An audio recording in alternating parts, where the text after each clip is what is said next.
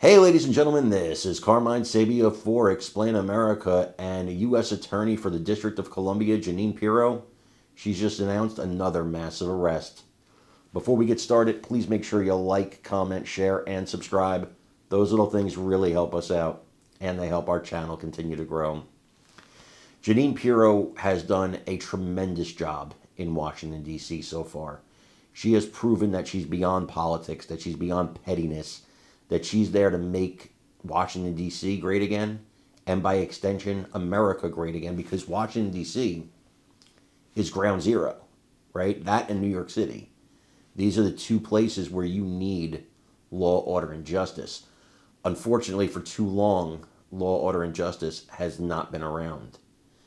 But Janine Pirro, she's been announcing massive arrest after massive arrest, and now she announced the arrest, I can't say the words, but of people who were smuggling something into this country that was doing tremendous damage to our people. This is a massive bust, and it's something that's very important, especially if you have loved ones who are young, who are in danger.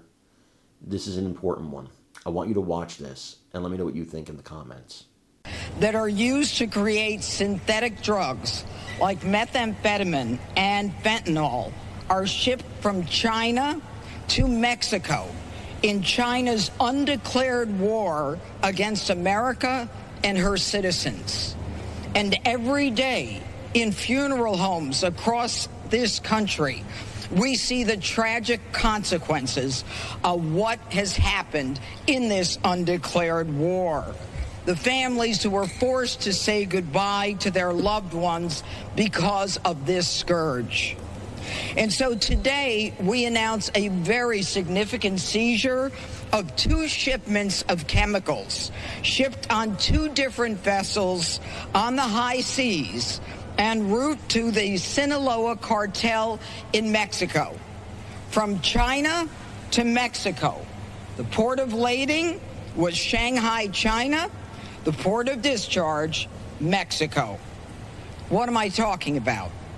I'm talking about 363,000 pounds of benzyl alcohol, along with 334,000 pounds of N-methylformamide. They would have been used to make 420,000 pounds of methamphetamine, which would have a street value here in Houston of $569 million, with a higher street value as you go up the northeastern seaboard to New York City. Now, the labs that were under construction, that were being used to integrate these chemicals to make the methamphetamine, were under the geographical control of the Sinaloa cartels. And these cartels are capable and are known to make more than 1 ton of methamphetamines a week. Now, because President Trump and Secretary of State Marco Rubio have declared the Sinaloa cartel a foreign terrorist organization, it gives all of us in law enforcement the ability to move quicker and to seize quicker. And this cartel, as I'm sure all of you know, is one of the largest producers and traffickers of fentanyl, and they use murder, kidnapping, torture, and violence as a way of doing business.